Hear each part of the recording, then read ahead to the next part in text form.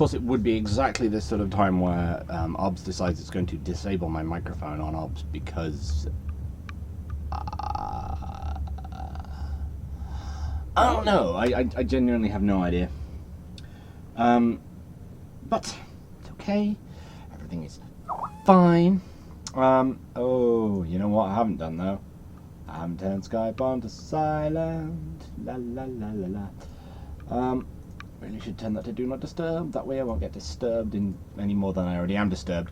Hang on a sec, let's just make sure. If you heard that, let me know. That'd be really useful.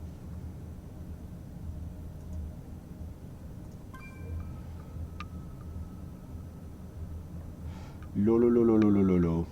So, we're going to be playing some StarCraft 2. If you got the email and came to watch because you got the email, then you'll know that because you got the email, we're doing some StarCraft 2, because that's what it says in the thing. And we're going to go with StarCraft to advertise the stream. Actually, let's have a look. Let's see if anyone actually does that. Actually, no. In that case, we'll probably go with VG streams instead.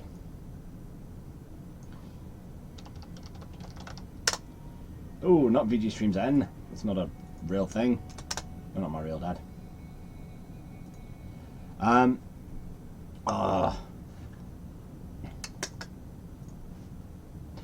So.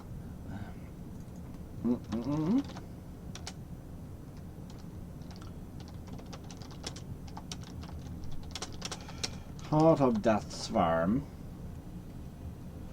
at right now.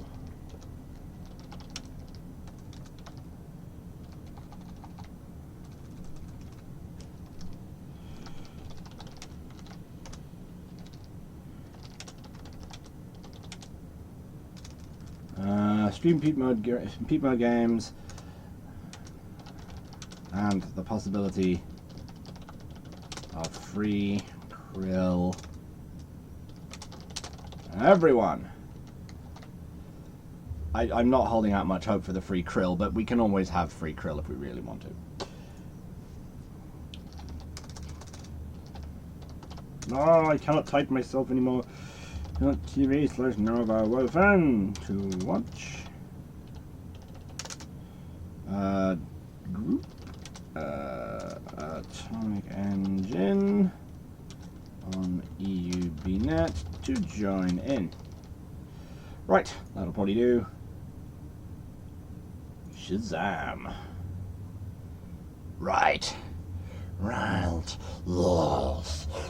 Yes. Right, that's up. And I would put it up on Twitter, but nobody actually who plays this game follows me on Twitter, so it's fine. If I'm wrong,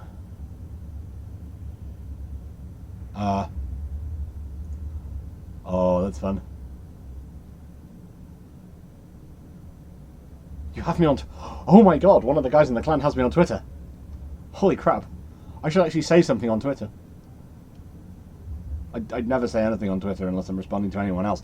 Which reminds me, actually, if I actually do start getting people following me who aren't already in the clan, then it might be worth putting up saying, I am totes streaming for like this.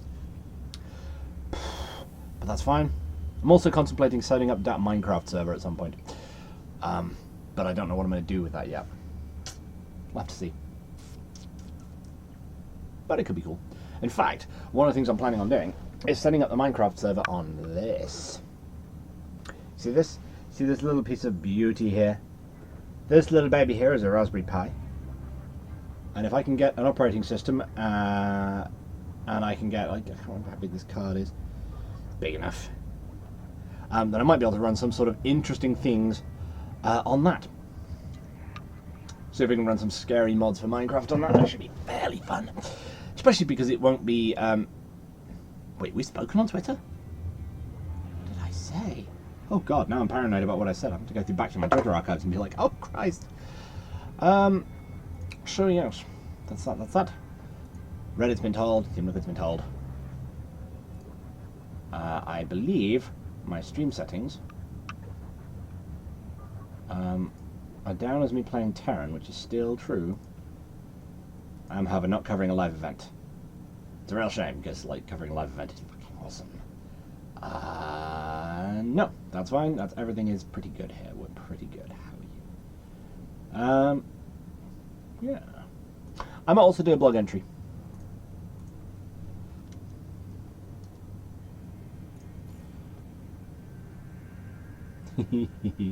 Oh wow, this is going to be a lot of PvP and PvZ.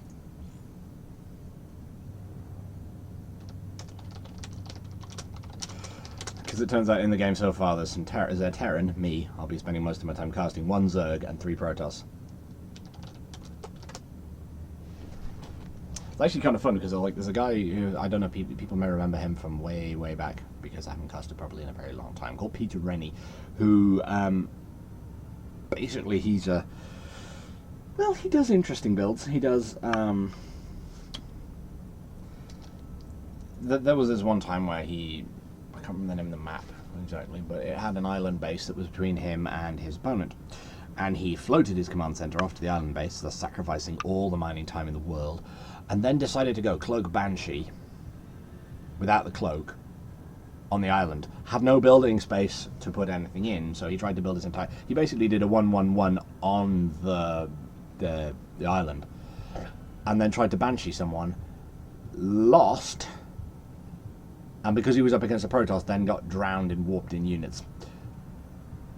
But at least it was, you know... Oh, yeah! I mean, told the reason that I've spoken to Mr. Popped on Twitter before was because shit was burning down around the corner. By the way, there was another fire here the other day. Turns out plastics factory went up in smoke. When I say up in smoke, I mean it went, like, there was a column of smoke a mile high. It was pretty scary. So yeah. In other news, I'm actually on summer holidays at the moment, so I'm trying to get more stuff done. Which is again one of the reasons why I can do this. And oh man, okay. So one of the reasons we haven't started yet is because Melvin, being the Tryon, being the stickler for, you know, punctuality and so on that he is, has insisted that we start these standard 15 minutes late. I wish that wasn't true, but it happens all the time. Like, oh my god. And it looks like we're kicking it off. We're kicking it off in style. Oh, yeah. So, let's see if I can remember which one of these things. I've actually added a lot more scenes to OBS since then, because I've been playing Minecraft and PlanetSide on it. Ugh. Right. We are going to Archelon Wastes. Archelon Wastes, yes. I'm still visible in the corner? Yes, I am. Good. So, this map, if memory serves, is a fun one, because it has that sort of jagged scar down the middle that it's really quite funny to see people go down the other side of and then realise that they're there and try and run back and intercept the army. So yeah, and we're seeing ourselves with random gamers or people off racing. Popped, however, is not off racing. I think he's actually a Zerg main. Huh. Oh yes, we do need to change the least played.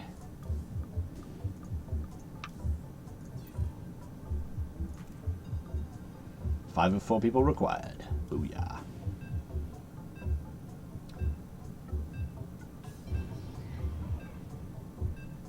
Oh shit, he might not be able to get in.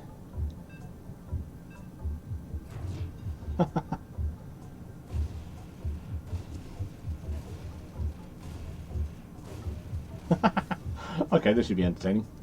We have ourselves Enigma, playing something random. Okay, we have ourselves a Terran with a really quite cool decal. I meant to try and get that one myself. As is my wont on these sorts of occasions, I'm not going to make any bets myself. Let's do the introductions as is standard. Playing random and becoming a Terran in the top right. Sorry, top right? What the hell is wrong with me? Top left. Oh, yep. On the top left, it's an Enigma. I don't know what the hell he's doing, but then he's an Enigma, so that's fine. Although he has got some very nice worker stacking going on. That'll boost his economy, get his initial barracks out a little sooner, which is kind of important when you're playing up against these Zerg, like Popped, bottom right-hand corner. Interesting note about this map, the peep mode has options in it, and one of the options you can have is in the UI settings. Is you can have the advanced resource panel. It's brilliant, absolutely brilliant. Look at this, all the stuff, all the information you could ever need. It's right at your disposal. Combined with the Blizzard UI, which actually only doesn't work with freaking hotkeys. But there we go. We can now see who has the higher mineral income, gas income, army value. That's the one we really need to keep an eye on, is army value, because it's workers lost, harvesters.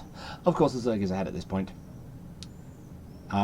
because Zergs tend to have that early burst of workers that Terran and Protoss in fact just can't match. Protoss can match them a little better, you know, because they've got chrono boost, they can chuck them out. But Terran, like, it gets to the point where Terran have to have mules, otherwise they just can't match the resource output. And the natural is down before the scout goes out, and the scout's not going out. That's interesting. Well, to be fair, he's probably Reaper scouting at this point. And he just had a bunch of workers following more workers. That's never good. Won't help his economy at all. Oh well. So, pulls down. And again, this is a relatively... It's not massively greedy. He's not going third hatch before pool, but he is going hatch before pool. Yeah, it's probably fairly safe against Terran opener. I mean, okay, what your opponent's probably going to end up doing is either... Yeah, he's going Reaper, and then presumably going to transition into standard play of Hellions. Unless he really wants to be an arsehole, in which case he'll go Hellbat drops. Although, Hellbat drops not as bad as they used to be. Hellbat drops... yeah, they used to be a lot more powerful than they are now, because it turns out that light... Yeah, taking horrific damage.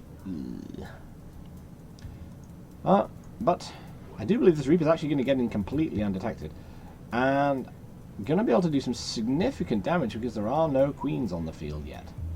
There are no lings, there are no queens. He's probably going to pick up not that many workers, but it'll be enough that he might well pay for himself, especially if he can interrupt the gas mining. Oh, there come the lings. A little bit of micro, a little bit of micro, a little bit of micro. Oh, he could have taken them. What's he running away for? Oh, I see. He's going to go for double... Oh, he's going for Marines. So the Reaper was just a poke. But I found a Blue Oyster Cult. He's managed to hold the Reapers off until more lings pop. And then the Queens are not far behind. The Queens will pop any second now, at which point that Reaper's basically going to get shooed away wherever he comes in. He can harass a little, but he can't do an awful lot because it turns out range 5 Queens. Oh no, yep, range 5. Actually, what's the range on a Reaper? Let's find out. Range 5. So actually, yeah, he can't kite the Queens either. He can't even, like, effectively run from them. We have ourselves a boatload of Marines, though, on the way. Making 2 constantly. He is, however, not making... Well, he hasn't finished his natural. He's putting down a very quick third. This is a standard 3cc build, I'm guessing. Actually, interesting fact about this map. There's a lot of watchtowers in this map. I don't know whether I like that or not. It makes it very easy for someone to just hold. Like, that's 2 supply, right? And with 2 supply... like, look at, like, just 1 supply's worth of vision. Look what he's got. That's 1 supply there. If he shoves them on the rest of the towers, that's 2 supply. And he can see half the freaking map. Like, you'd have to get a stick and overload out here and drops are not coming in.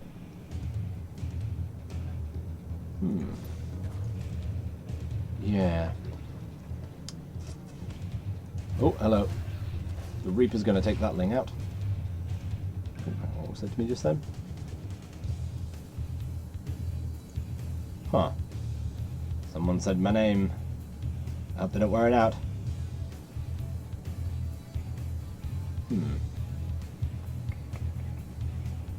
Ooh, we have the betting on popped. Not a massive amount of betting though. Maybe people aren't certain who's going to win this one. Hello, and he's taken out the annoying rocks. Okay, I'm not sure why he would do that. It's a bit of a waste of a link. Especially since, unless he sends 2 of them, that Reaper is just going to heal. Like, it's going to be fine. All they need to do is hold position. And at this point, Zerg's third base is just about starting up. Got just enough hit points to be irritating. I would be interested to see whether there's Actually, no, I know why he's done it this way.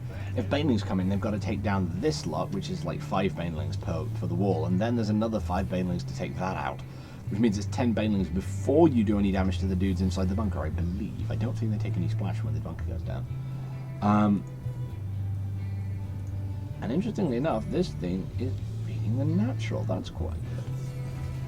Question is, would it not be worth more if it was out on the map?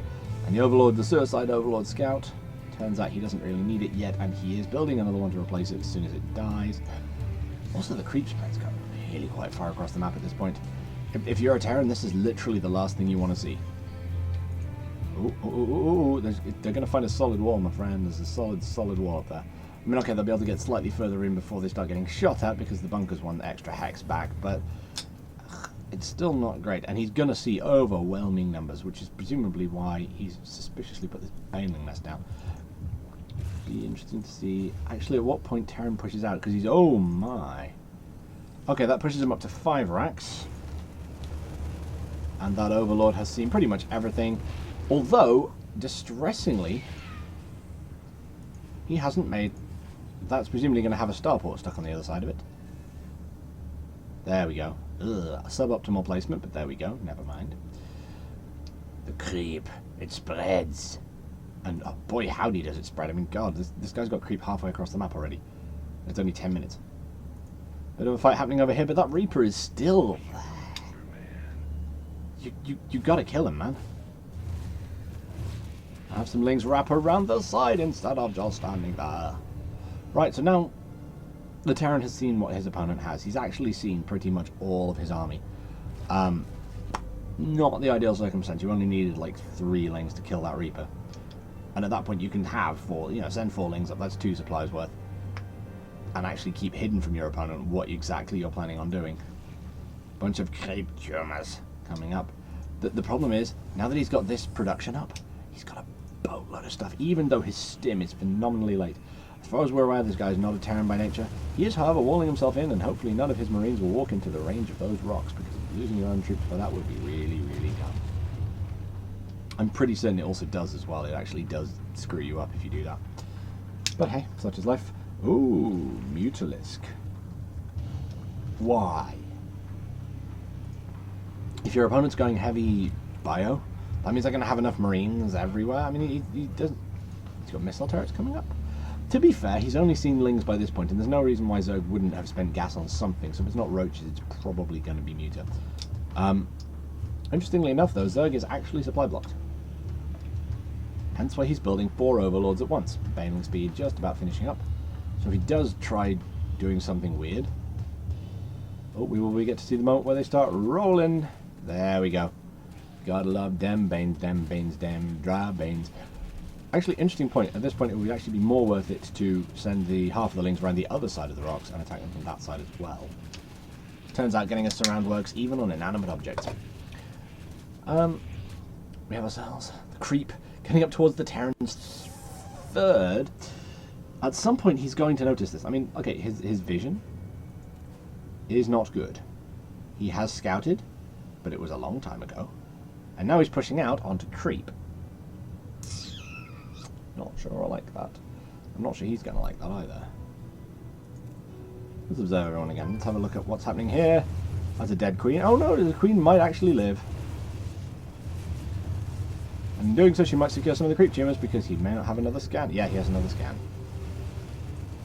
Actually, fun fact, he could drop a creep tumor there. Oh, if only he'd done that a little sooner. However, the Terran is slowing himself down. There are banelings morphing in. Oh my god, there are banelings. Incoming bling. Incoming bling bling. That's not good. Alright, I'm slowing things down. Yeah. Okay. That's a bunch of dead. That's a dead medevacs worth of dudes. And the Mutalisk's gonna kill them. Need to actually do it and then run because the Marines are coming. The Marines are coming. Question is, can you actually hit them with banelings? Oh shit. Oh, Jesus, I hate it when that happens to me. Like, okay, he's not trading cost effectively against the Marines now. But, oh my god, that was a cost efficient trade. Bury the mines, bury the mines. They should have the drilling claws by this point. Also, he's having that problem that medevacs occasionally have, which is one of them has a dude in it. Like, only a single dude. But he's got a dude in it. And he's in that position now where Zerg is basically powering up. I mean, Zerg's got the income, Part's got the income to just total him with banelings. And while he isn't, he's pulling back. He could totally go and take out, like, this base. At any point. And all Pop needs to do is re-establish his creep by just, you know, dropping some of it or putting creep tumors back. Yep, there we go. The creep tumors are starting again. Oh, a battle's occurring and the Marines are getting murdered by banelings. Not cost-efficient trades at all. If we look at the resources lost tab, it's actually over here on this map. It's 6,700 to 3,500 in favor of Zerg. Zerg is totally winning this one. I have a sneaking feeling that Pop is going to win. Just a sneaky feeling. It's not, you know, anything confirmed or any shit like that. It's just a feeling. And he's moving in, and the Mutalisks will kill those things before they burrow. Because they're like that. Oh, the Marines stim in exactly the right direction. Bloody hell, that was good. Really wants to protect those creep tumors. And to be fair, there's enough. Oh, he could kill it with Muta. Kill it with Muta. Oh, no, kill it with banelings instead. When in doubt, banelings. The thing I'm curious about is the fact that Part is not actually attacking at all. He's being very defensive, he's being very passive, and his opponent is massing up more and more stuff by the minute.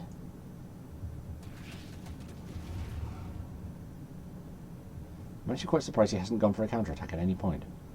Because Zerg live off counterattacks. I mean, Jesus. They're so freaking good at it. Like, this creep highway that was.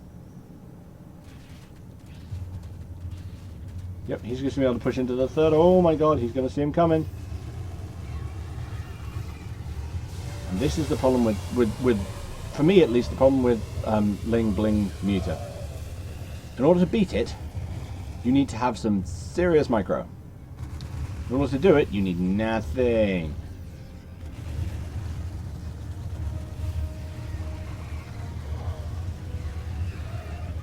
Interesting to see whether the Marines can hold this one. I think they probably can, if I'm honest, because they've got the medevacs, they've got stim.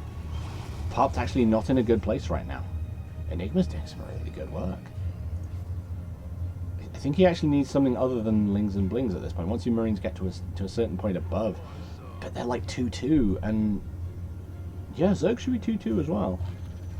Oh shit, dead Muta. At this point, see, I was initially calling this for Popped, but he's been forced to just make more banelings, and if his opponent can just outproduce him, then this could be brutally short and over very soon. That base is dead and nothing can save it. Bit of a waste of a stim, but there we go. As Popped masses a massive army, ready to go up and save the day by melting Marines with banelings. To be fair, at this point, it's probably worth doing some damage. The resources lost tab is actually stabilizing a little. Okay, those Marines are all dead, and nothing can save them. There's still a sizable force there, but oh my word, he's just swarming forward. Reinforcements are basically getting murdered. Oh, wow, that's painful to watch. The problem is, this is what happens when you end up putting your reinforcements into... Oh, please tell me the wall is up. Yes, the wall is up. The thing is, he could just run in and savage this base now. He doesn't necessarily know it's there, but he knows he can. If he runs towards it, he'll see it. He's not running towards it, he's running away. And that's a really bad time to do that. Oh shit. This could be the end for Pop if he's not careful.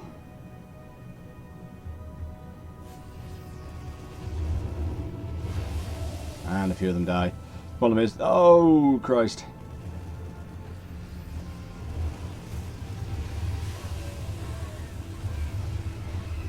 That was not a cost-efficient trade.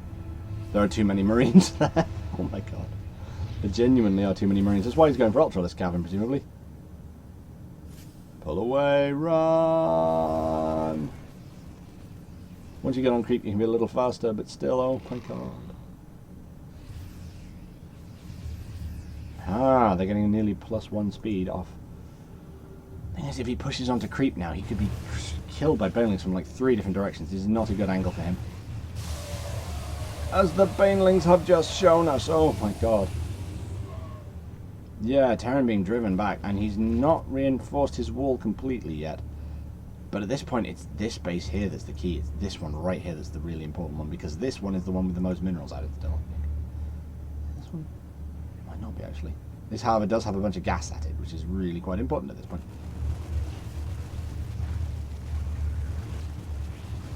Oh god, split! At this point, it becomes obvious why you need to not have so many medevacs, because oh my god, that's a lot of medevacs. Check his fourth. Oh, there we go. The slaughter begins.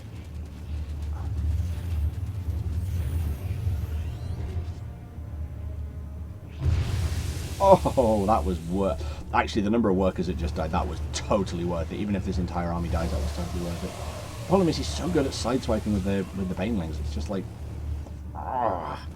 Let's have a look at the mineral income. Mineral income is actually so much better for Zerg at this point, as is gas income, I believe. Yep, he's got nearly 3 times the gas income and more than 3 times the mineral income. He can make Zerglings until like cows die. I'd say the cows come home, but the cows ain't coming home, not after this. Let's have a quick look at the unit count, because I want to know how many workers. 50 versus 71. Yeah, the economic leads in the favour of Zerg. But then, to be fair, it's a Zerg that's been allowed to macro. That was going to happen. And there's Ultras in the mix now. That means he needs Marauders, not Marines. GG.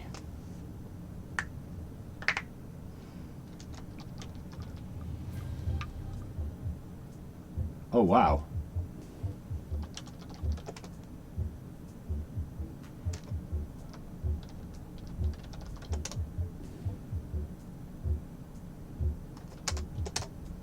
I'm kind of feeling he might just have hit F10N and been like, oh, yeah, no, it's peep mode. You say GG to quit.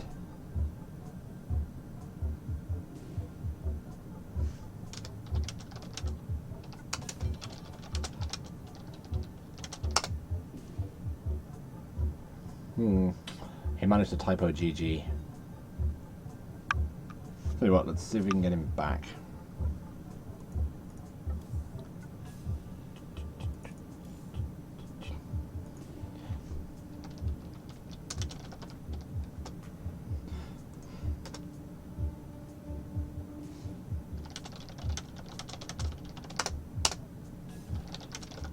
Okay, that was a good game to start with. Let's remake the game, and while we're doing that, you guys can look at my face and this t-shirt. This t-shirt that I got from DreamHack. Yes! Oh yeah! I don't know if I bragged about it yet, but I went to DreamHack. And there was this... there were these computers standing around that you could play things on, and you could install, like, mouse drivers on, because it turns out they had SteelSeries mice and didn't have the SteelSeries engine on the thing. Bit of a weird thing, but never mind. So yeah, the idea being that you could be like, yeah, I'm gonna play some StarCraft on this random computer and just play against the person sitting opposite me. And sometimes the person sitting opposite you was a person that you knew. Sometimes it wasn't. And so basically, we were sitting on that, me and Fish and Harbinger. We need to get more people there next time. It was brilliant. And we need to get a table next time, because that we can leave all stuff under it. So, the computer we were on got requisitioned by some guys who were organising a tournament on there, and I'm like, ooh, okay. What's the tournament? What's the tournament? What's the tournament? What is it? What is it? What is it? What is it? What is it? He's like, Unreal Tournament. I'm like, what? The original? Can I be in? I'm in. Yes. Cha-ching. And yeah, they're like, yeah, just go and stand over there. I'll go and stand over there. And it's going to be on Morpheus, and it's going to be Insta-Jib deathmatch 1-on-1, first to 5 kills. And I'm like, okay. Bit of a weird map, because if you know Morpheus at all, it's the one based on the 3 mile high towers that has 0 gravity or low gravity between the towers, but when you're standing on it, it has like regular gravity. So you sort of go, and then you can move properly again. But it means that while you're in the air, you can be very easily lined up and and that's literally all it takes because you're playing Instajib. Yeah, so playing Instajib was like, yeah, I did actually quite well. I used to play Instajib Capture the Flag, so like the old instance came back a bit. I managed to kill a few guys. I killed 2 guys straight out, and then my nerves got the hell better of me, and I started to shake, and I couldn't shoot straight. And then this girl, Hannah, was just like, "Bitch, please!" And she kicked my ass, and it was awesome. I managed to get 1 kill on her, maybe. I think I made maybe not even that, but I was like, pew pew pew pew, fucking die! Oh my god! And I was like, whew. I'm just gonna sit here and I'm gonna shake for a second, and they were like, "Yeah, congratulations, that's worth a prize. Do you want this Logitech mouse, or do you want the SteelSeries Raw?" And I was like, "I'll have the SteelSeries Raw, please." You know, because I can. And then they basically gave me I think it's a 50 quid mouse, which is pretty good. Yeah, I'm not going to complain. And also, it as well as being quite a nice mouse, it also does this. Now I know it's not one of your fancy schmancy SteelSeries Sensei Championship Edition +3 or whatever that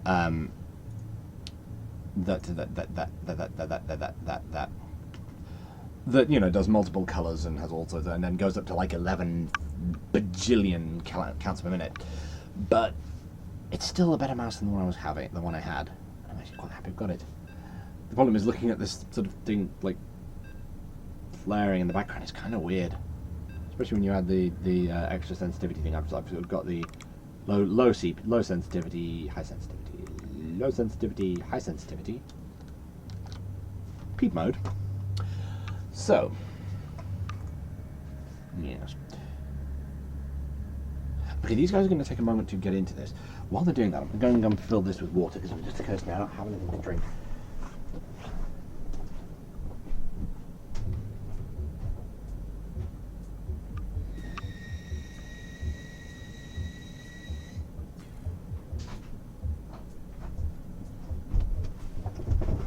Oh, my room is so small.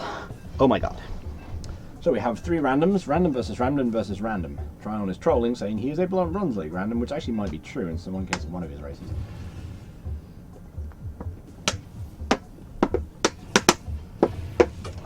Oh, Jesus. Enigma is getting on Mumble, hopefully. Melvin versus Tryon. So, let's do this. Boom! Oh yeah, the Corsair t-shirt was free, someone gave it to me. So we have ourselves in the top left Tryon, trying his very hardest to be a Protoss. And in Melvin's case, he is in the bottom right. Also playing Protoss, we can have ourselves an unexpected PvP, and it's going to be interesting to see whether people alter their builds based on scouting information. This is the basic scouting information. I think I know what they're both thinking. Oh shit, is this PvP? And it is. Yeah. It's the way, boys. I can tell by the fact that you're both supply blocked. Oh no, we want this up, don't we? We want simplicity. I will want the number of production. And the number of the beast shall be... I don't even know. I don't care. Beast is number. Never picks up his fucking phone anyway. So... Oh man. I have to admit, getting something to drink is very, very good. So, we have ourselves .PvP. Also, I do like the fact that for once people are actually trusting each other that it's actually a PvP, rather than just assuming that the other guy is lying. Because there's a lot of mistrust in this sort of thing. Also, I want to know, if you had the muscle decal, would it show in these areas around the side here, or would it show just down? Would it show in here, here, here, and presumably also there, or would it just show here? Interesting question. We see the builds diverging at this point because it turns out that our blue Protoss Melvin is going for double gas rather than single gas. At this point, I'm kind of expecting a single gate expand from Tryon, because you're only getting single gas, but you need that for Stalkers. You need some kind of defense. Cybercore going down, but not for Tryon, because I don't know. Ah, it's there, it's just a little late.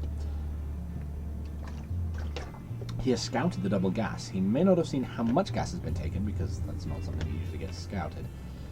At least at this level of play, anyway. But I have a sneaking suspicion there may be a Stargate play in the future of our greedy Protoss. Not for certain. Oh, hello. Oh, no. Gateway. Interesting.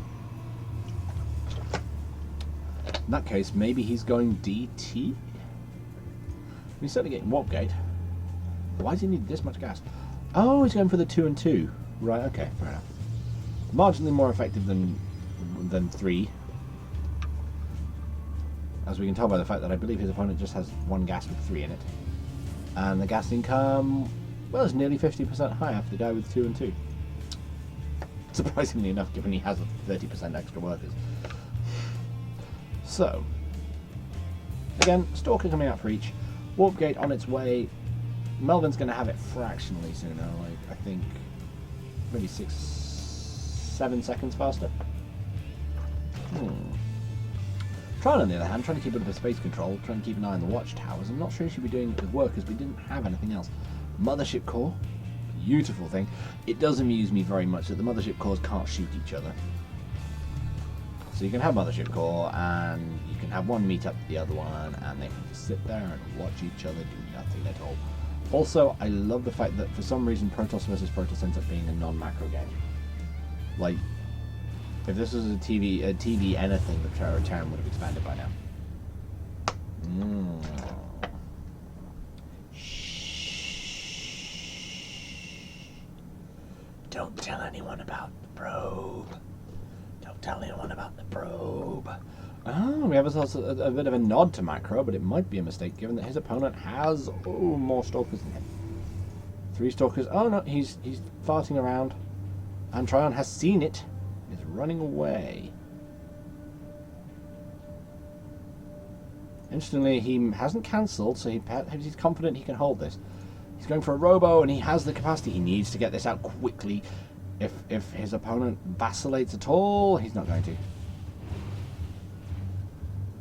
I'm going to try and distract him in, but I think it's a really bad idea to waste the oh, he needs to chrono that again. I mean, his base should be a loss. Oh, hello.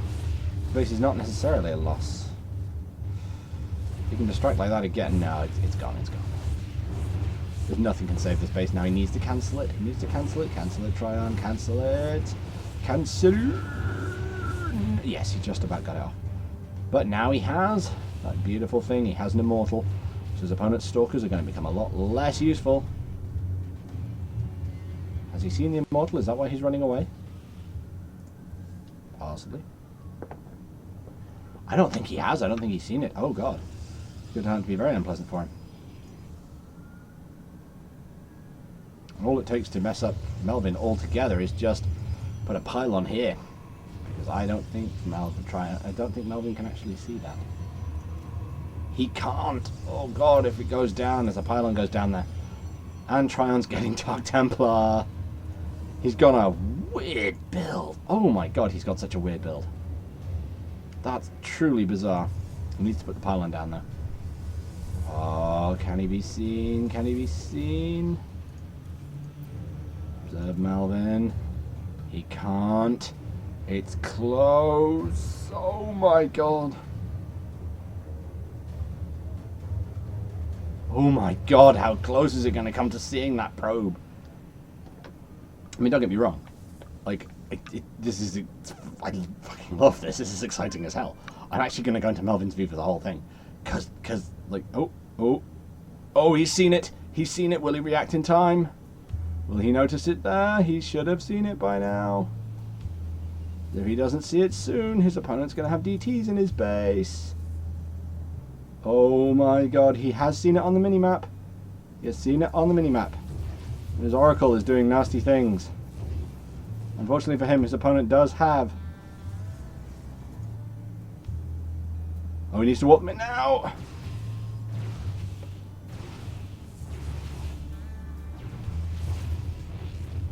And he knows they're there.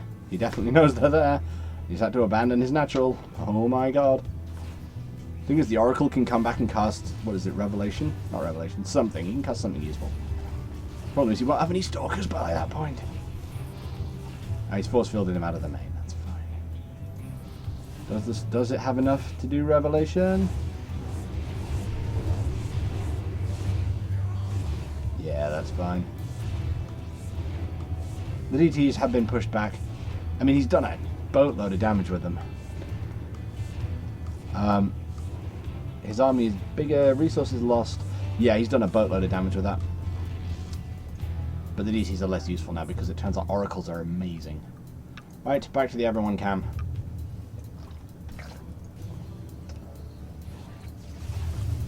Oh hell, how long does Revelation last? I don't actually know. Long enough. And I think you can chain it. I think you can actually spam it. Why, Melvin, why are you going Void Rays, Melvin?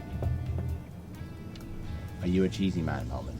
Are you, oh my god, Melvin. Seriously. To be fair, they're disgustingly good. But I think his opponent actually saw that he had one, so I'm not quite certain what he's doing. What his plan's going to be now he knows his opponent has Void Rays. To be fair, Charge Lock can be freaking hilarious at this point. Just, like, you know, blitz past them and take the worker line out before the Void Rays can get into position, but I don't think it'll work. Ah! Don't lose control of your water. Advice for life. So, weapons level 1. Takes just under 3 minutes. It's actually quite a long time. So, oh, he's putting up static defenses to defend against more DT harassment, even though it should be fairly obvious to him that the opponent's not actually going to do that. You know, it's not worth it once your opponent has like that. But the problem is, he's not reacted to the fact that his opponent has Void Rays, and he does have an observer, and he will have an observer when his Chrono Boost finally. I'm sorry, when his supply is not blocked.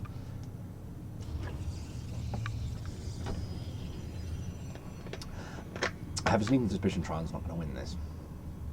I mean, you know, I'm just basing this off, you know, food counts and supply blockage, but... Yep, that's all fine. And okay, they're putting up their third bases. Trions is less easy to defend and also... But put down a lot sooner, if memory says. Yeah, put down like 30 seconds sooner by the looks of it. And the Oracle goes out. His opponent has nothing to defend against it except a single Stalker, which might actually be enough. Oracles do horrific damage. What's the damage on a pulse tipping? Doesn't actually say how much damage it does. Charges the Oracle's pulse tipping and allows it to attack ground units. It doesn't say how much damage that is. It's really irritating, Blizzard. You really need to have more information. And he's going for Storm, which actually is a good thing to do against Mass Void Ray because it's mass anything, and therefore they clump up, and therefore Storms will kill them all.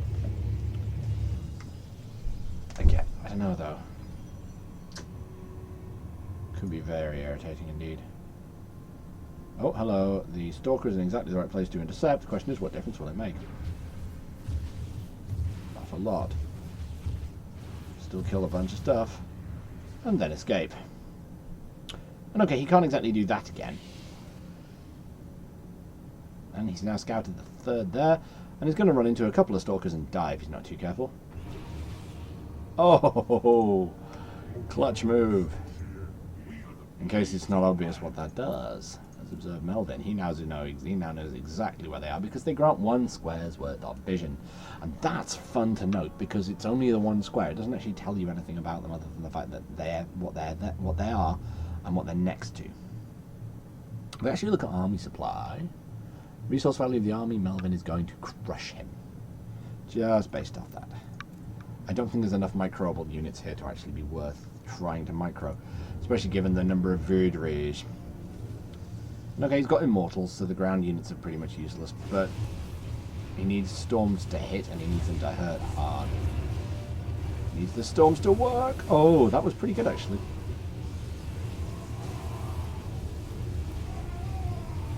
But unfortunately, Void Rays are just too freaking good. Like, oh my god, Void Rays. That could have been a lot closer. If he hadn't gone Stargate, if he hadn't made the Oracle, that DT harassment would probably have killed him. We're still on... No, we're on least played. The hell were we not already? Melvin versus Enigma. Oh, it's going to be Pop versus Enigma. I can just feel it in my water. Enigma, however, is not random. Enigma... Oh, yep, there we go. Everyone's playing random. It's good to see Tom back, actually. Pop has been away for a while. And it's good to see him back in the saddle. I mean, it's still kind of annoying that he's like miles better than me, but you know. Actually, fun fact. I've actually started to hit a bit of a stride with regards to actually playing the game recently. I mean, it's not been fabulous. I'm not winning every single game, but I am winning the majority of them. I am winning, you know, pretty well. Let's introduce our players. In the bottom right, we have Enigma playing Protoss. And in the top left, we have Pop playing Protoss. Apparently, the random number generator likes the letter P today. I don't know why.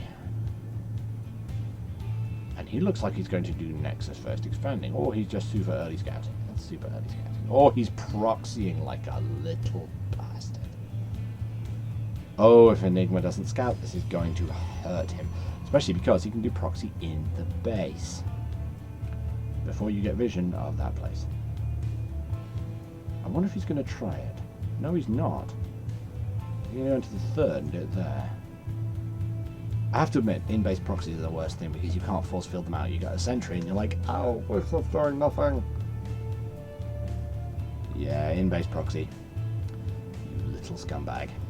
Don't get me wrong, I'm impressed that he's going for it, but little scumbag. And there is almost no way for Enigma to spot this. Oh my god, did he just... Is he watching the stream? Is that what this is? That was uncanny.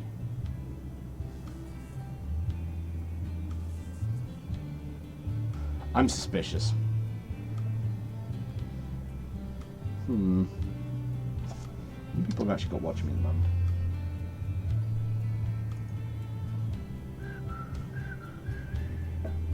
Well, Parked and Tryon are there. I don't know if it says how many people actually got watching me at the moment, though. It's really annoying.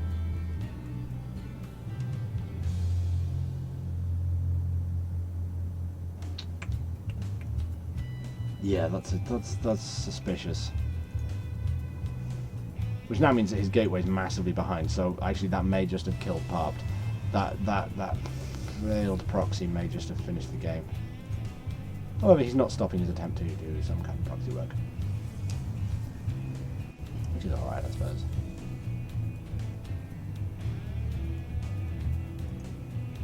He's very behind. His cybernetic score is roughly 20 seconds behind his opponent.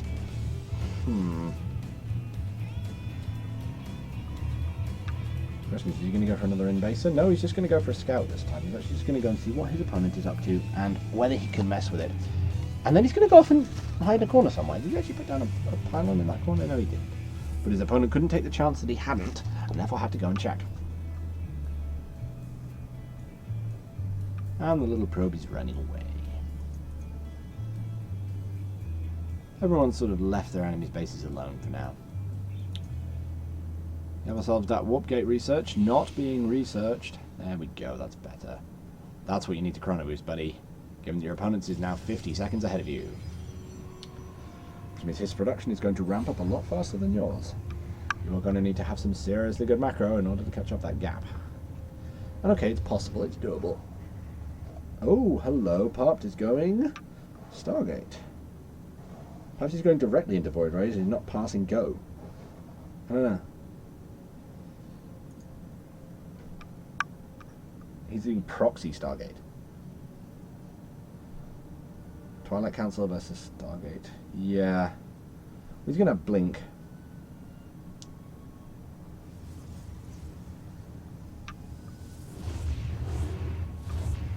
All he needs now is a Void Ray.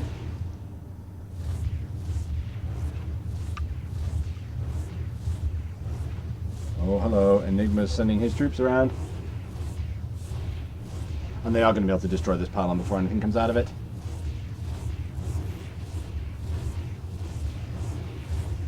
Yeah, I have a sneaking suspicion that he knew somehow.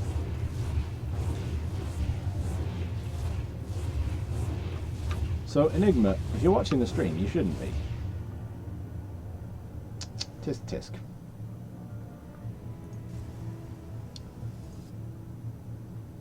Well, at least he hasn't scouted the Paladin in his natural.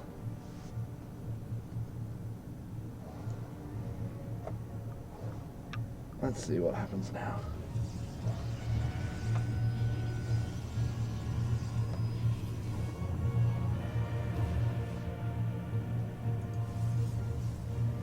Enigma is pushing forward.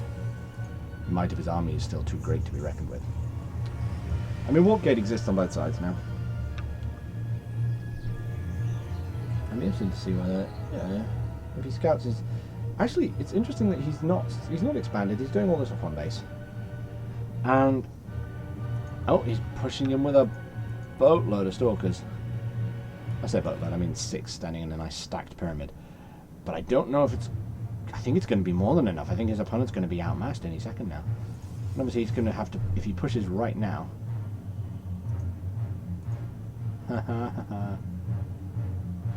Unfortunately, that worker died. He needs more. Needs more. You can't fight it with that. Can't fight anything with that. You need to warp in more stuff. Oh god, does he not have the stuff for it? No, yeah, this game is over. This game just ended. Man, I have my suspicions about you, Enigma. I have my actual suspicions. I want to know how you spotted those proxies. Because there was literally nothing for you to spot.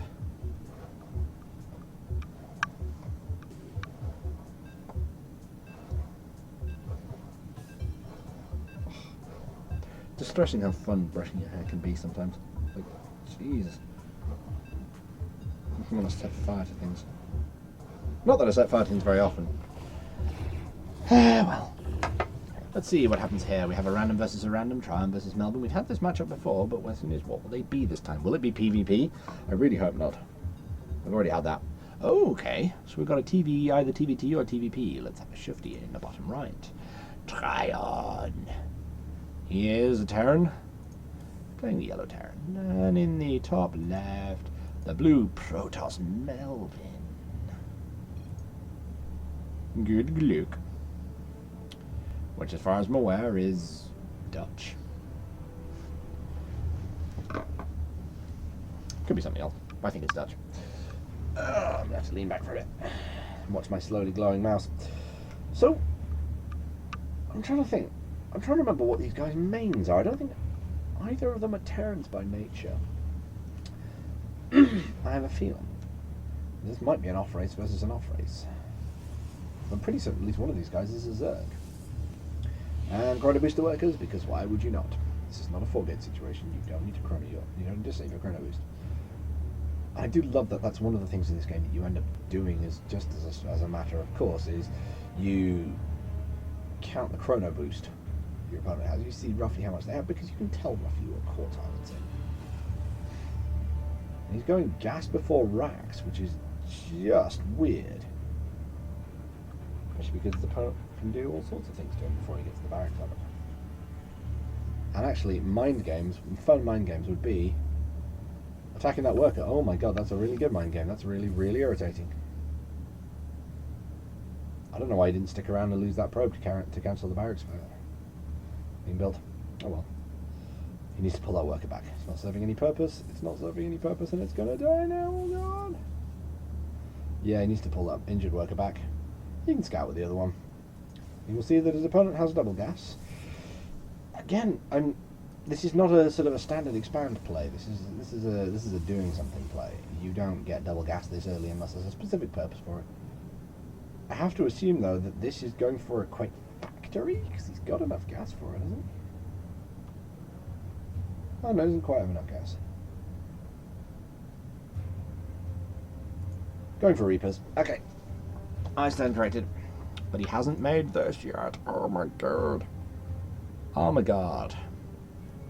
Why not? He has more minerals than God. Orbital command, you strange man. Unless you're going for an expand before you make your orbit. In which case, why don't you do both? You have the minerals to do both. Come on. Go with the picture. There we go. The problem is, it's too late. By the time that Reaper gets over there, the first Stalker is going to be pretty much out. And at that point, it becomes basically useless. I mean, it's going to make its way across the map, and all power to it. It's going to try and get there, but I don't see it making its way and doing any serious damage at all. I mean, because there's a Stalker on the way out.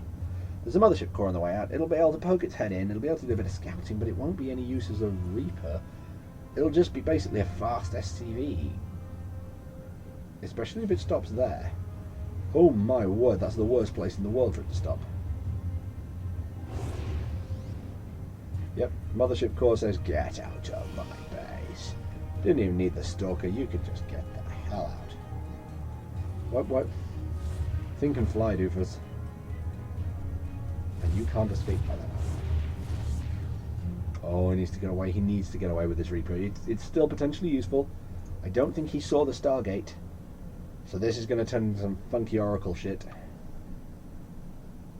Because frankly, why wouldn't you? Your opponent's not prepared for it. You win.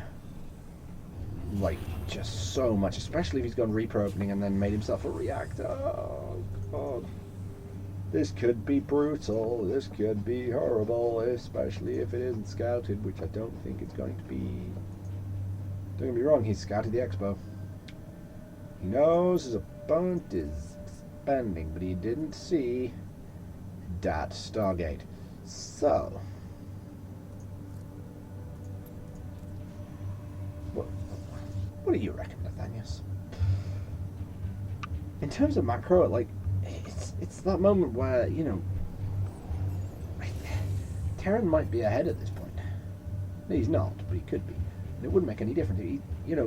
Because he hasn't scouted this Oracle, and it's going to have a bucket ton of energy by the time it gets to the other side, and the two Reapers are not going to be able to do anything to the Mothership Core and Stalker combat.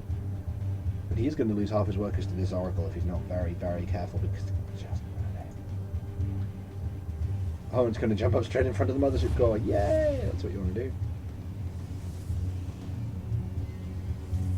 Oh, in it comes. Oh, there's a turret up.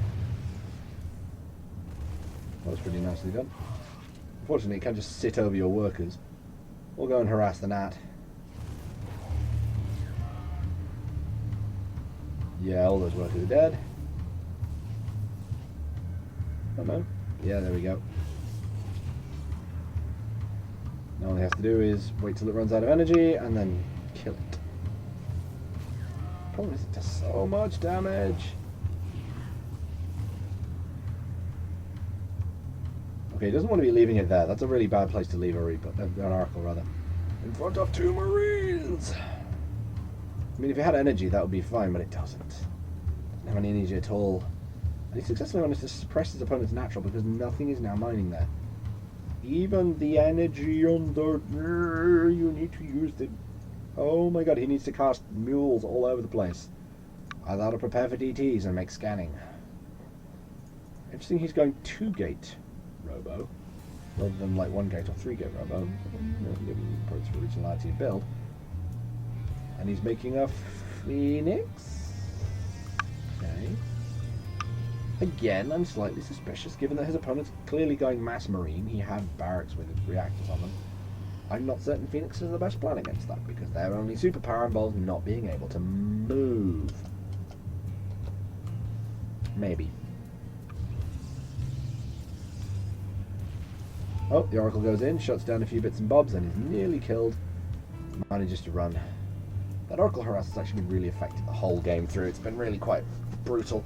But then that's what Oracles are. You just can't ignore them. And in fact, there is a brilliant mind game that I saw someone do once, which was hallucinate an Oracle. Your opponent cannot take the chance that it's a fake. They literally cannot. Going for Stim, went for combat shields before Stim, which is always a good choice. Starport possibly could have been a bit closer, but never mind, it'll only waste a few seconds. And we have ourselves what looks like an observer coming down to check out whether he's got himself a third or not. He's going to find that there's a natural with no turret at it, so those things are all dead. Because by the time these Marines get over there, most of the things in there will be dead. He spotted a turret there soon. Actually, the interesting bit will be when the Oracle, if the Oracle comes around and finds this third under construction, because he's building it on the map. Oh, I see what he's going. Phoenix Colossus. It's a brutal, brutal combo if you can find it. You can actually have your opponent leave you alone long enough just to get up to Phoenix Colossus, then you win. Because Phoenixes take out everything, take out the Colossus, and the Colossus take out everything on the ground, and it's just brutal and horrible. But the Oracle needs to go. If the Oracle goes in now, this command center is functionally useless. Oh, check out them mules. Such a dramatic entrance. It is, however, interesting to note that the Protoss is also putting down a third. Is he doing this because he's seen? No, he's not. I'm wondering, is he... Ah, he's putting himself on drop defense. Oh, yeah. This worker. Why is it here? Fosiricio, why is it here?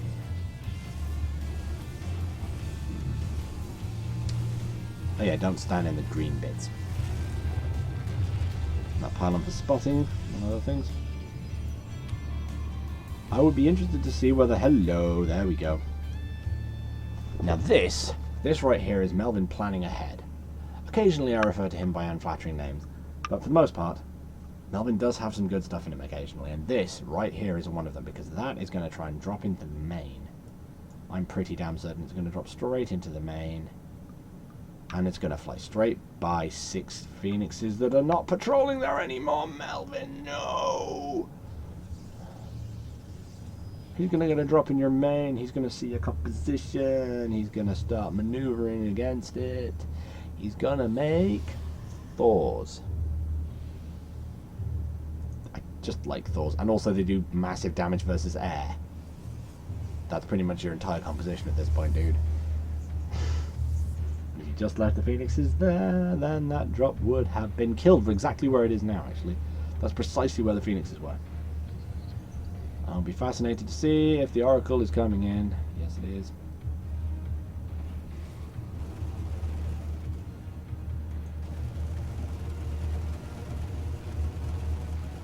He needs to focus that down if he wants to kill off any chance of his opponent having more Colossi. No, focus it down, focus it down! Oh god, don't run away! Focus it down! Stop the Colossus production! Oh! My god, that was so close. 23 hit points, 23. If he'd focused it, if he'd just attacked that, this would not be happening. It probably would be, it's started now, but still. So close. Also, why are there's Marines there? Suboptimal, make turrets. So, the interesting thing is now he's actually seen his opponent's comp. And the Phoenixes are back in place. There's a shock. There's a massive shock right there.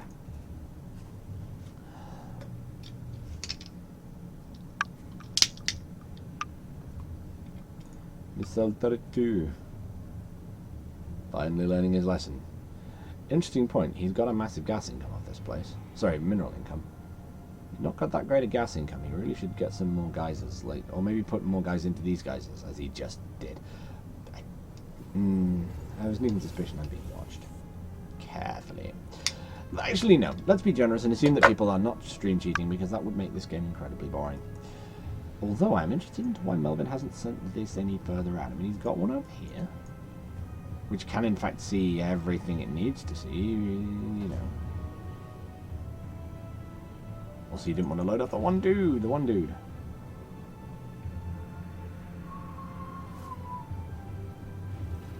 Question it. Are these armored mechanical? These guys don't do any bonus to armed. No, it's only versus light, which is mostly muta. Big whoop. Ain't nobody playing Zerg here. Actually, do they count as light themselves? Oh, oracles count as light. So a single Phoenix gets rid of an oracle fairly quickly. Phoenixes themselves are, in fact, they are in fact very good at killing themselves. Yeah. The thing is, at this point, Protoss is going into a good composition. He's got himself a bunch of Colossus. Where are they?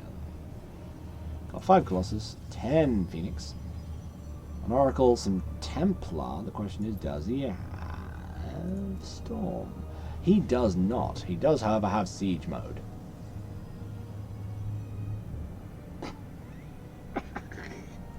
He's got Siege mode. I don't know what to tell you. Ah, and a bunch of Vikings. A bunch of Vikings, actually. Ooh, waste of a stim. You don't have enough medevacs to waste a stim like that. The medevacs are now going to be spending so much energy just fixing the results of that stim. And don't get me wrong, I have a feeling this could actually be a decent fight. But look at the supplies. Actually, the supplies are relatively even. I think it'll be interesting to see what happens with this. I give the edge to Protoss, just because I know what can be done with this lot. And he hasn't researched Storm. Oh, yep. There it is. There it is. Okay, Protoss is probably going to win now. Just because Storm is annoying. And you have to run away from it. Otherwise, you end up taking so much damage. Interesting little poke. Interesting little poke. He's going to see a little bit about his opponent's composition. And he's going to kill off a couple of Phoenixes. Maybe. Or he's going to see at least a little bit of what his opponent has, and it might not be the best angle to push in, and given you haven't got any ground army there. Yes. And these guys all have enough energy for at least one storm, possibly two. Storm incoming. Oh, it's melting.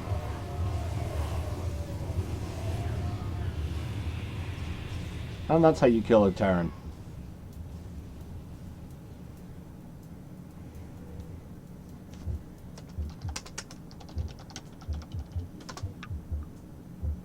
Hate them storms so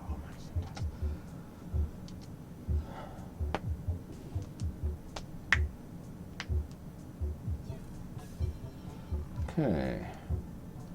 Melvin versus Popped, it looks like. Oh!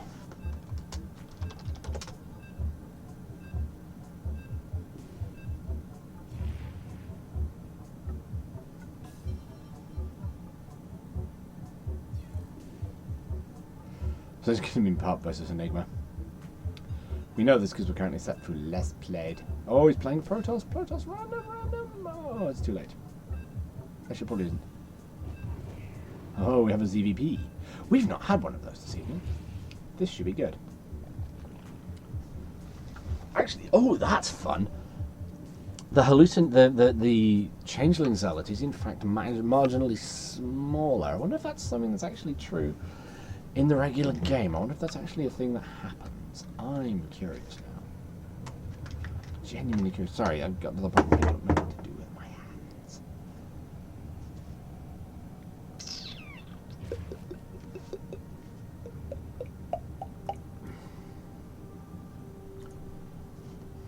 Right. So, bottom right. Enigma playing his chosen Protoss. And Popped in the top left playing his chosen Zerg. I gotta admit, my money would go on Popped at this point because I've seen him play and I know he's a higher league player than Enigma. At least I think he is. I'm fairly certain he is. Food counts actually favouring the Protoss at this stage in the game. Somehow. With the pylon going down precisely on time. And thus he is able to macro like a boss. Unfortunately for him, so is the Zerg, and the Zerg has more lava than he has Nexi.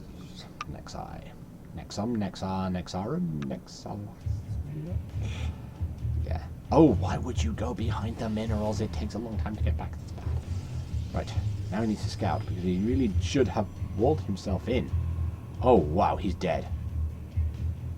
Like, as soon as Popped sees that there's no wall in, and there's no possibility of a wall in, I mean, if he drone scouts, what the hell is he doing anyway? Well, he's going for pool before hatch, but this is right for speedling all in right here. And the scary thing is, Enigma may not even see it coming. Enigma might just get murdered because he can't see this. He can't see this ramp. His opponent is about to go and take that ramp, and then murder him in the face.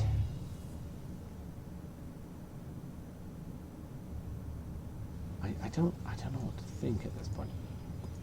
You can't build a Stalker or a Sentry without a Cybernetics core, which means that his opponent could potentially put Lings in his base before the Stalkers even come out. Like, I don't know what to say. He knows his opponent isn't going Nexus first, and he's now going to know that he hasn't got himself a wall in at the natural, which makes him suspect something.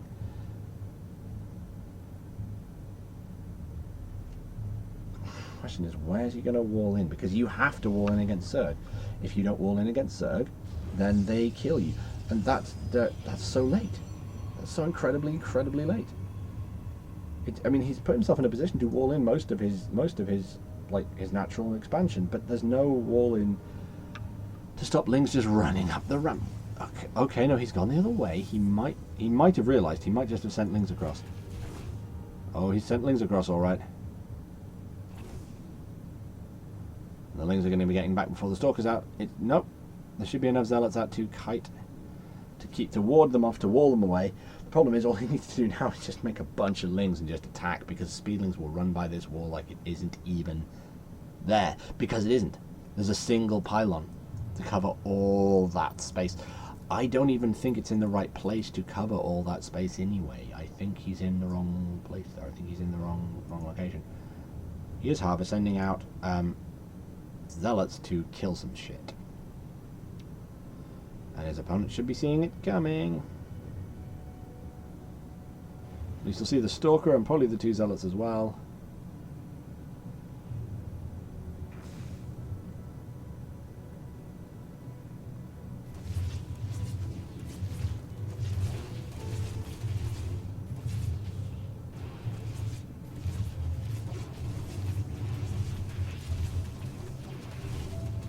Yeah, he really needs that up quickly.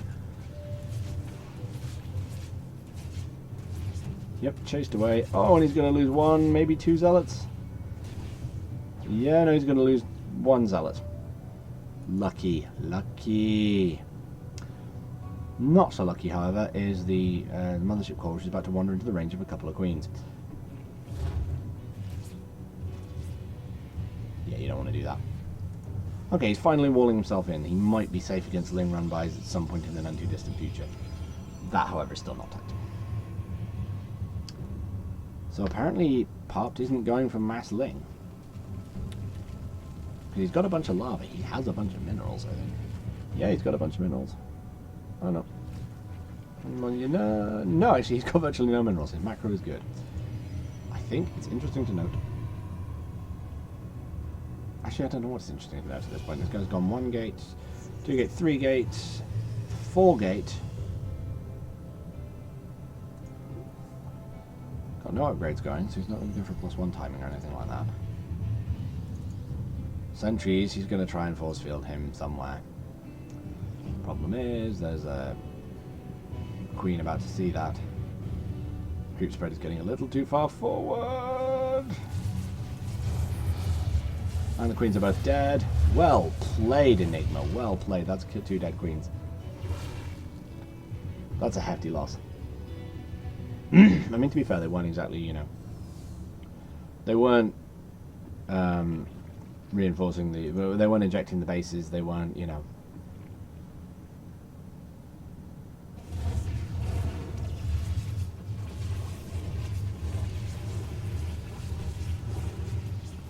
The Mothership Core. Wow, this might actually be a win. Just based purely on the DPS that he can put out, this might be a build order win. I don't think Zerg has anything that can stop this now. He's putting out a flood of Lings, but I don't think it's going to be enough. I think he's dead. I think he's actually just about to die. He's trying to pull the forces away from his base so he can do something. Wow. No GG, and he leaves the game. Must have done a bit of poking investigating that one.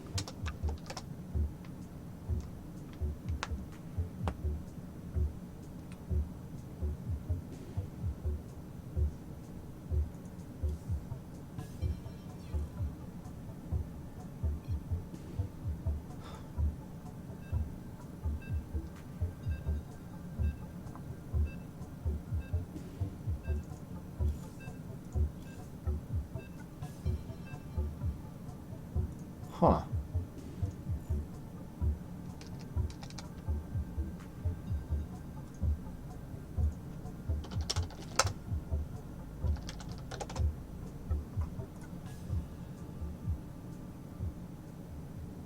So, let's carry on. Let's see what happens. Move this out of this window.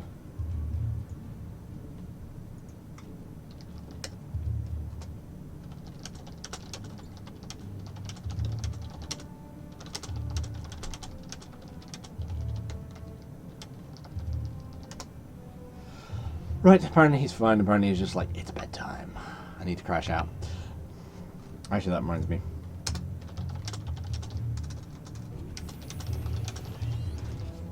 Oh, that's not what you want to do. Why would you do that? Take up your command center like that.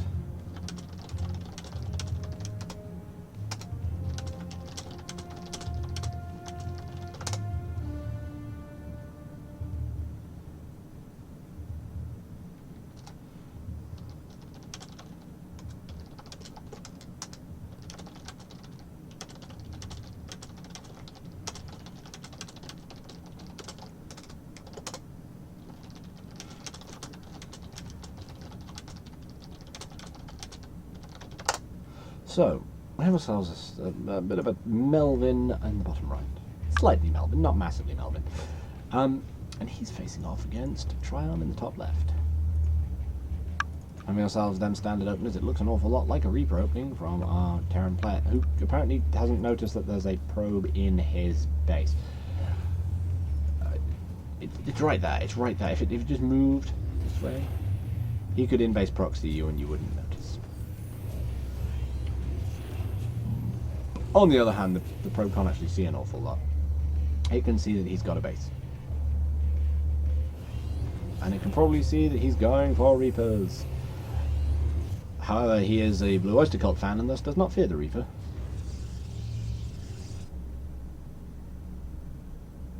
The thing is, he's now out of sight. He's not out of sight. If he moved a little further, he could do all sorts of shenanigans, like leaving it on this corner. Or even better, leave it up here where no one actually looks as far as I'm aware. No one really checks that corner. Because why would you leave it on an edge? That'd be stupid. Oh well. In fact, yeah, fake leaving. And then duck into this corner here. Actually, no, he did leave. So that's fine.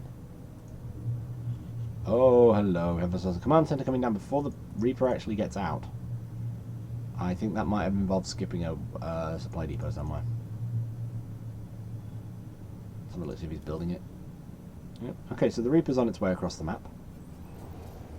We'll see what damage it can do once it gets into his opponent's base. We have ourselves Warp Gate research coming out, and the Stalker is going to be out before the Reaper gets there, which means it won't be able to do an awful lot of damage.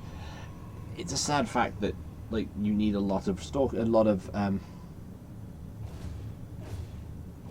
Okay, he's going to stop this Expo going down, that's for damn certain. But that just means that the Stalker is going to come looking for him and find him. And well, yes, he's delayed his opponent's Expo. And also, if he's, you know, like, if he's really canny, he can do it again. Nope, he's retreating out. The problem is, like, that cliff I think is too high to jump, so it has to. You can just put the Stalker there, and it defends all access to the main. This is not a great map for Reapers. This is actually the Blue Oyster Cult map. You don't fear the Reaper at all. Ah, he's going one gate robo. That's interesting. Oh wow, Terran going for a greedy third. Dear Lord. That's freaking terrifying. Why would you go for a third that quickly? I mean, okay, if you can pull it off and your opponent doesn't scout you in any way, then that could turn into be a very lucrative thing. What's he pushing out with? He's pushing out with two Stalkers. Actually, is enough to overrun this army completely as long as it doesn't get in the bunker in time. How many shots does it take to kill? It takes 10 shots, 10 damage a shot, so it'll take 5 shots to kill a single Marine. Problem is, he can just walk straight past it. Like, oh my god, he just could walk straight past it.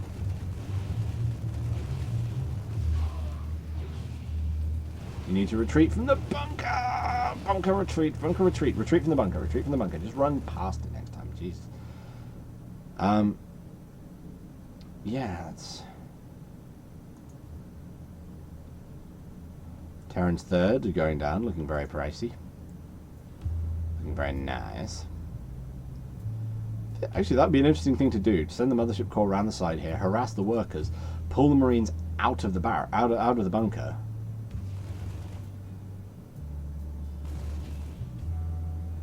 Distract a worker for a few seconds. And presumably he's opening up a few more gateways. If you want the ability to warp in a few more things at the front there. He chooses to do it at the front. Who knows?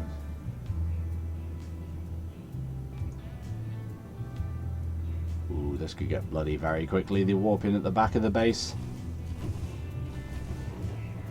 And at this point, he's going to have to pull those Marines out, at which point the Stalkers go in and destroy the bunker, but he can't afford to not do that. His base is being destroyed. Okay, they're not going to be able to do that in time. And that was a bit of a mistake, focusing on that. But even so, like, oh my god. Too many workers lost. Question is, what will he assume? What will his deduction be based on what's just happened? Will it be, man, I should totally send something out here to investigate this pylon at the back of my base? Yeah, it probably will be at this point. I think the interesting bit being, he's actually going to get those zealots in. Oh my god, kiting, kiting. Oh, Jesus, that hurt. That was painful and nasty. Much like the zealots. Question is, will you refresh the warp gates by then? No, the warp gates aren't quite done yet. Oh, dead Marines, dead Marines. Oh god, dead Marines. Why do they always have to be the ones that die horribly? Like, seriously, they're up against terrifying psychic aliens.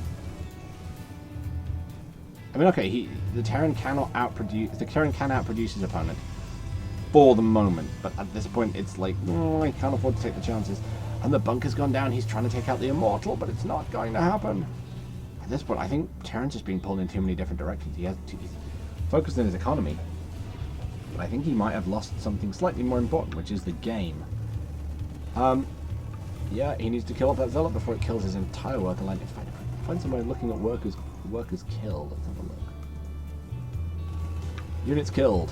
He's killed 13 workers. Don't get me wrong, the ability to kite is good, but oh my god, there's a pylon on the other side now. The Stalkers and the Immortal moving up into the base. This is beginning to look like a bit of a GG situation right here.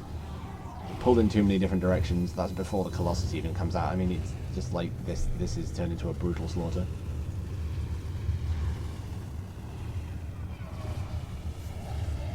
Yeah, at this point it's GG for the Terran. He hasn't got the forces coming out fast enough. He'll make 4 Marines and they'll all die. GG.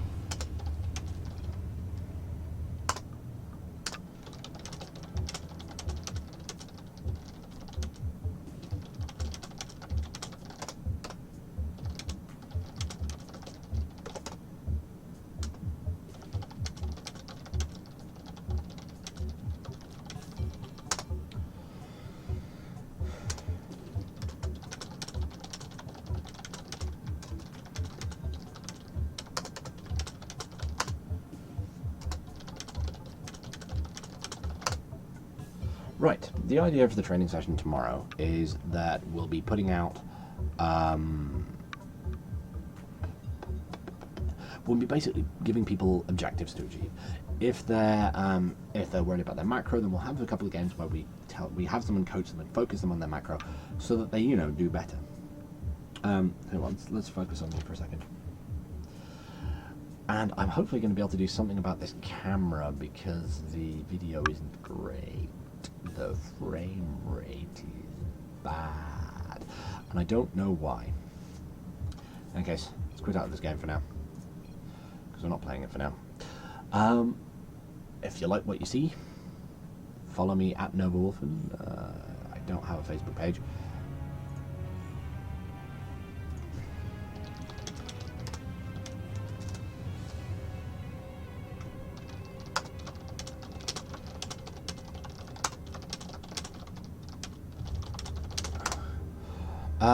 I would say come visit our website at atomicengine.eu, but it's currently down for mysterious reasons. I think it's some broken in the code or something like that.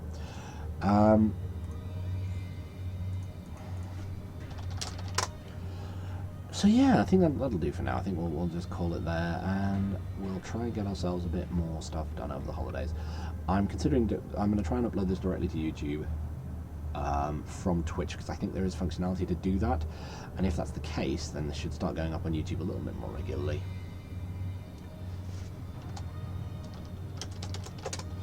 And yeah, hopefully we'll start building ourselves a bit of a fan base. Oh yeah.